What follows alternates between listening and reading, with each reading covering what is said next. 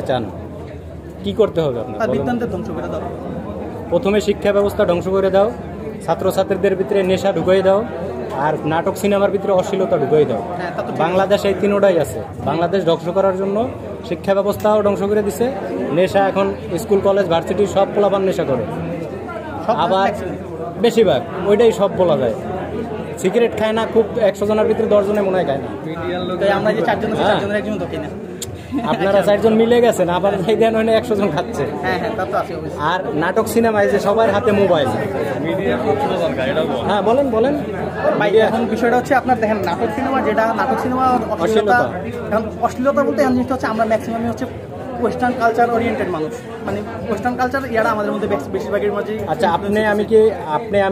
আপনাকে আপনি নিয়ন্ত্রণ করতে পারেন না? আমি আমার নিয়ন্ত্রণ করার, এখন যদি বলেন যে আপনি আপনার কিভাবে নিয়ন্ত্রণ করতে পারেন, মানে আমি আমার নিজের কেমনে নিয়ন্ত্রণ করতে পারবো, আমার না পারি না। তো পারবেন না, এমন একটা সমাজ ব্যবস্থা বইটা হচ্ছে আপনি ইচ্ছে করলে আপনাকে নিয়ন্ত্রণ করতে পারবেন না।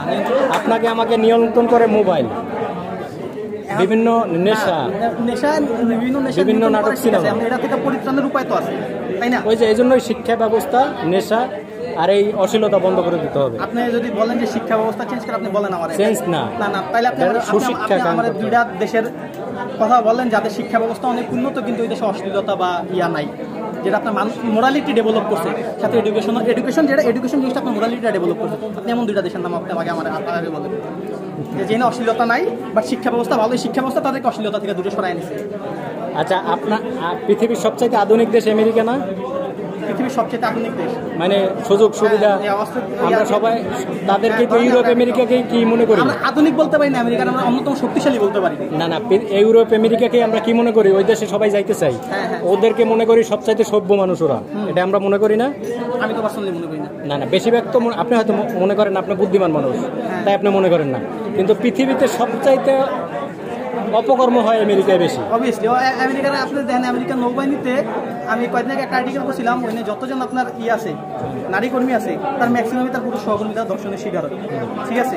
তারপরে আমেরিকা ধরেন আপনি যদি ট্রাম্পের বিষয়টা দেখেন, ওর ভালো মতো ইনভেস্টিগেট করলে ওর এগেইনস্টে মনে করেন যে চাইল্ড অ্যাবিউসের 4-5টা পাওয়া যাইতে পারে, ঠিক আছে? না, তারপরে ইউরোপ আমেরিকারে আমরা সভ্য তো মনে করি বেশিরভাগ মানুষ, কিন্তু পৃথিবীর সবচাইতে অসভ্য মানুষ হইলো ওরা। কারণ গাজা এখন কি হচ্ছে, ইউরোপ আমেরিকা আর ওরা কি করতেছে এখানে? ইউরোপ বা ইংরেজদেরকে আমরা কি বলি? Gentleman. Actually they are not, ঠিক আছে?